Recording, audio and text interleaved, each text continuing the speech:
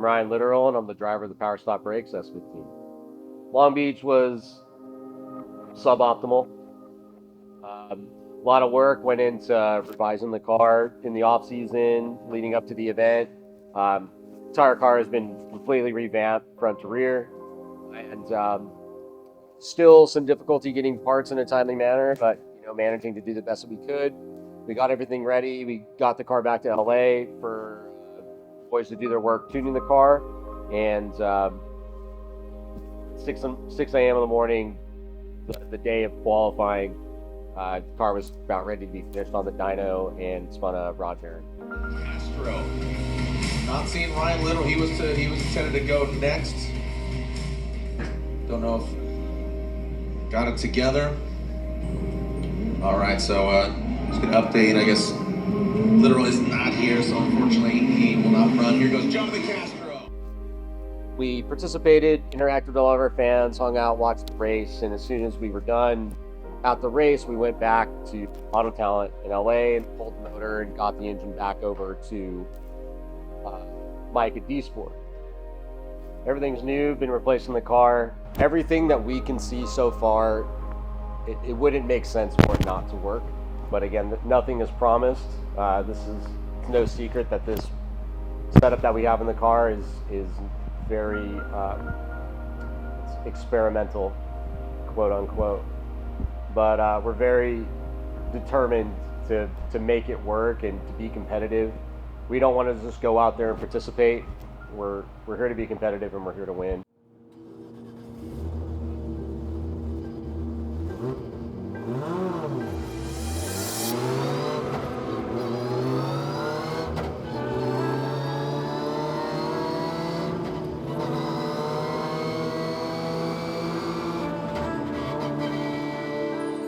What's up, guys?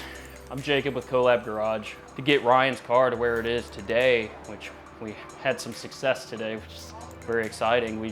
I've put a lot of time into it, We made some improvements. We've found some things that we have had issues, or the team's had issues with in the past. We were very uncertain of the fix for the engine, finding the oil galleys not drilled out all the way, and chamfering them to fully feed into the bearing where they're supposed to be. This is Dustin Griggs, handles all my calibration, my wirings, my engineer. He's done a ton of work on the car and really made this thing into a different animal altogether. Going to the dyno, we're super limited on time. I mean, it's day one. We're supposed to be on track at 7 p.m. and we're getting the dyno at 11 noon. After wrapping up some clutch stuff. Had no intentions of chasing power, no intentions of trying to make numbers. I just wanted to make sure that engine was going to work. It's pretty nerve-wracking to get on it. So we're already kind of thinking, like, looking at the schedule ahead. We have Atlanta, we have 2 weeks to Orlando, and then we have the turnaround in New Jersey. It's getting pretty tight, and we don't want to blow an engine up. So basically the decision was made between me and Joe to minimize the engine runtime as much as possible. So we get on, we run it, oil cooler hooked up, everything correct after the break-in, oil's changed, oil looked, I wouldn't say it looked amazing, but it looked better than we had. And at this point, we're so cautious that every time we run the car on the dyno for 5-6 pulls, we're changing the oil, checking the filter to make sure that we don't have bearings coming out. And I think we got 6 passes in.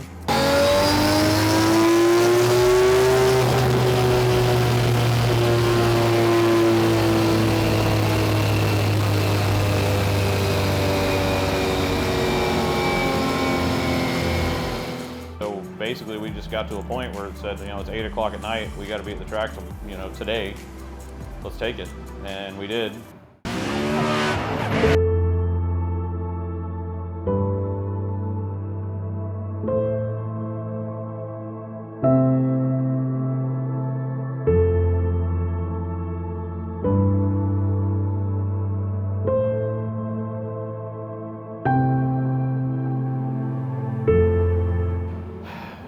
We got to the track, got our setup done on the car because our alignment wasn't done, so setup alignment wasn't done, and we got all that stuff done, got a couple little things buttoned up from the thrash to get the engine back in, and went out to warm up. So we go out to warm up, everybody's tired. We hadn't stopped working on this car for 2 solid weeks straight with probably 16 hours a day, every day working on the car. I go into I take off down the line. I got one practice lap in. Steering was all over the place. Found like the steering shaft was tightened a little bit too much and not all the way down on the steering rack, so it was binding. It was an incomplete run for my practice. And then we come back up and we're addressing issues, and we run out of the warm-up session was only an hour. And by that time, with 37 drivers on grid, an hour is nothing. We go straight into qualifying. We get everything somewhat, we're getting it better. I take off down the run, and the car feels like it has 300 horsepower. And it doesn't make sense. All the data that, I take it back, the steering's still binding, and the clutch melts to the flywheel. So I have no clutch, everything is going array. And I come back and I'm telling the guys, and I'm like, so we change the clutch out, we find the shaft, we fix that problem, and then we go back out and the same thing.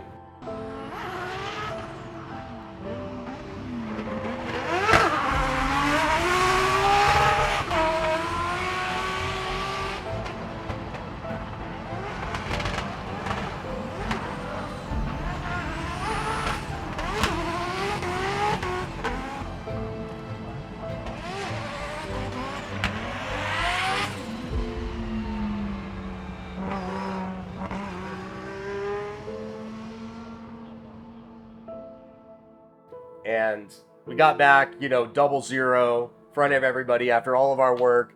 It was a pretty contentious moment between us and the team.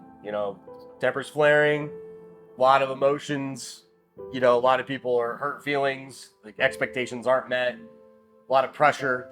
And, everybody had to take a break from each other for a good night.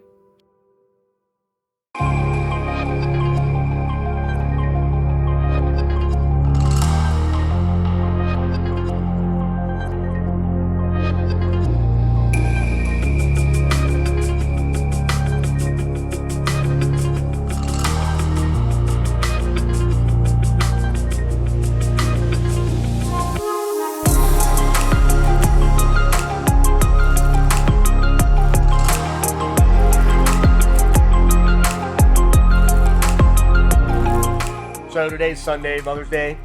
Happy Mother's Day to all the moms out there. But we had to dedicate our day-to-day to get this car right. They're having a test session, just an open drift day out here, which is right across the street. We did our full setup yesterday during the show when everybody was competing and everybody was watching, having a good time of the race. We were still working, getting the car right. We come out here, do a first lap, and the car's doing the same thing where I feel I'm in first gear and it feels like I'm in third or fourth. And then it dawns on me that we're all dumb. We are idiots. So our gear stack was upside down. So instead of running the ratio that we targeted, 5.3, we were running a 3.2 because it doesn't really deserve an explanation. Just too tired, too much work. Joe from Colab Garage, we came back here to Lanier, just across the street from Road Atlanta, and we had an extremely successful test day. It's like a big relief off of everybody on the team to know that, hey, we do know what we're doing. We've made a ton of improvements. We're able to actually try some stuff out, like the no lift shift and some of the other things that we've been wanting to do to the car. We just haven't had time. It's all these kind of start and stop, reset, 2-step forward, 1-step back type stuff. And today was finally the culmination of all of that. And we're extremely proud of everything that we've accomplished today here at Lanier and everything leading up to it. The thing that I tell everybody on the team that when we're working together is it's okay for us to fail as long as we learn from those failures. And every time something's happened to this car since we've taken over in December of last year, we've learned from it and made improvements, and we haven't had to deal with that issue again. So we're looking forward to the next round in Orlando. Can't wait to get back out there and give the fans what they've been waiting for with some RB power.